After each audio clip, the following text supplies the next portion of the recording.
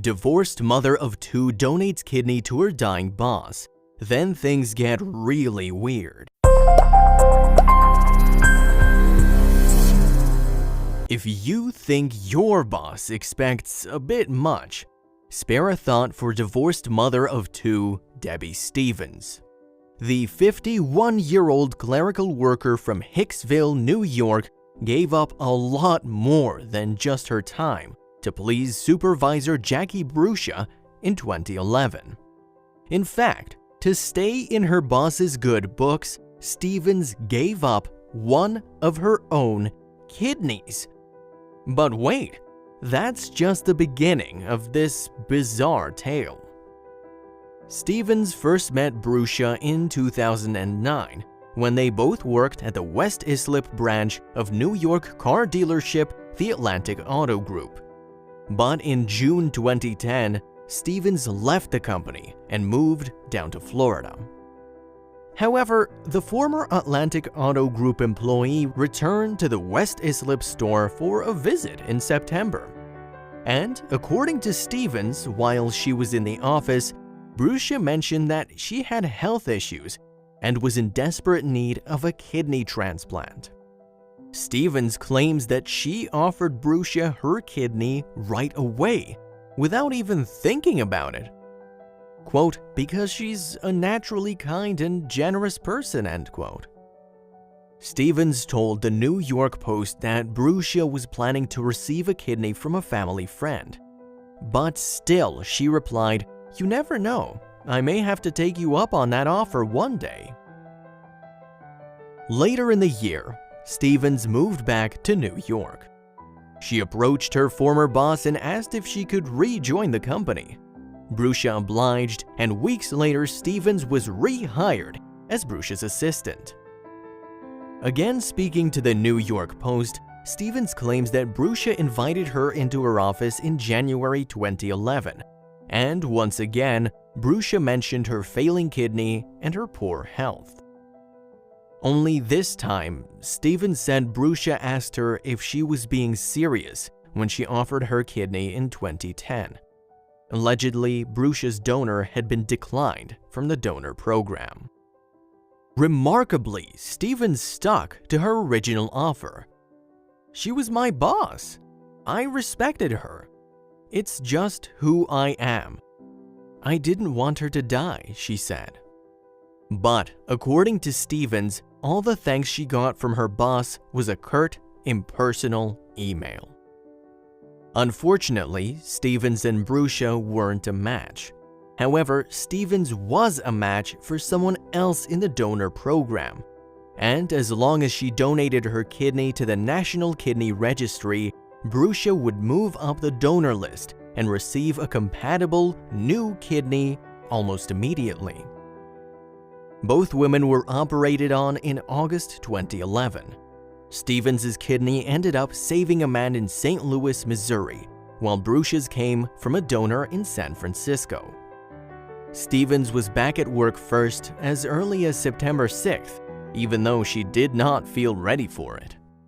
Still reeling from the surgery, Stevens claims she left work early on September 9th when the pain in her legs and her ongoing digestive issues became unbearable. But instead of sympathy, Bruscia phoned Stevens to reprimand her for leaving work early. Stevens says Bruscia said it would look like she was getting special treatment. After that, Stevens and Bruscia's relationship deteriorated quickly. And according to the New York Post, Bruscia began yelling at Stevens and criticizing her in public in front of disbelieving coworkers. Yet by Stevens' account, she had just saved this woman's life. Eventually, to the chagrin of Good Samaritans everywhere, Stevens lost her overtime and was transferred to a dealership 50 miles from home in a semi-dangerous neighborhood jokingly referred to by Atlantic Auto Group employees as Siberia. Stevens then claims her lawyers wrote to Atlantic, explaining the emotional and mental stress she was going through. Less than a week later, and less than a year after Stevens had given up a kidney to save her boss's life, she was fired by the company she was reaching out for help from. Speaking to abcnews.com, Stevens said, "She just started treating me horribly, viciously, inhumanely after the surgery. It was almost like she hired me just to get my kidney." In 2012, Stevens filed an official complaint with the New York State Human Rights Division, claiming that Bruscia groomed her and used her for her organ. In response, Atlantic Auto issued an official statement that read, quote, "It is unfortunate that one employee has used her own generous act to make up a groundless claim. Atlantic Auto treated her appropriately and acted honorably and fairly at every turn." Stevens also demanded that Bruscia give her kidney back.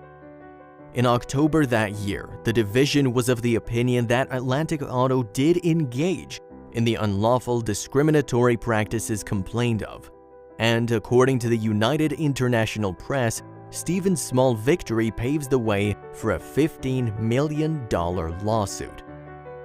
Speaking to CNN, Stevens claimed that Bruscia became demonic after she returned from her transplant surgery. But when the New York Post approached Bruscia outside her Babylon, Long Island house, she refused to answer any questions. Instead, her brother said that she'd like to be left alone. Speaking to the New York Post, Stevens admitted that if she could do it all over again, she wouldn't give Bruscia her kidney. Then, in 2013, Stevens filed a federal discrimination lawsuit, accusing Atlantic and Bruscia of violating the Americans with Disabilities Act and firing her simply because she complained about how she was treated after her surgery. In response, Atlantic Auto's legal representative John Kelly denied the charges and claimed that Stevens had been fired because she was disruptive, divisive, detrimental, and unproductive. Since then, the story seems to have gone quiet, and it's hard to tell if the lawsuit is still pending or the case was settled out of court. It's all so bizarre, like a far-fetched urban legend, that you'd half suspect the latter. Either way, generally, you'd be inclined to believe that giving up a kidney for your boss would guarantee you a golden retirement watch, and not end with you being fired less than a year later.